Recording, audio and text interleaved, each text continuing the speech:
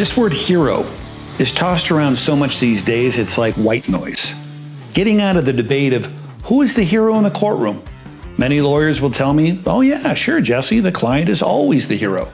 Well, then they proceed to tell the biggest sympathy-producing sob story of the client, their family, and all that they've lost.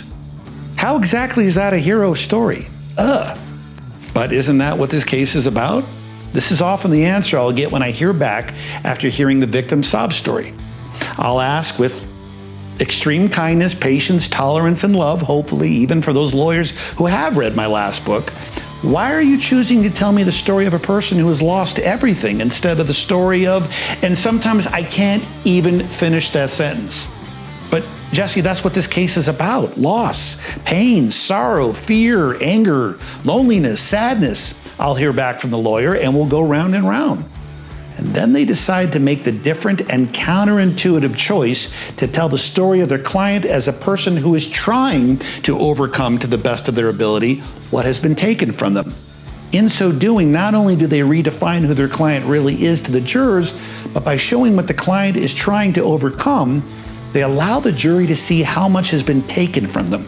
The case is now framed correctly from the perspective of damages. Damages maximized. This isn't to say that you won't be talking about your client's pain. See, that's another major misunderstanding that I need to be clear about. Telling your client's victor story does not mean you do not embrace your client's pain. Quite the contrary. If anything, when you choose to tell your client's victor story, you now have permission to talk about the pain, or what I like to call embracing the suck. You've redefined your witness as a person of strength despite the pain.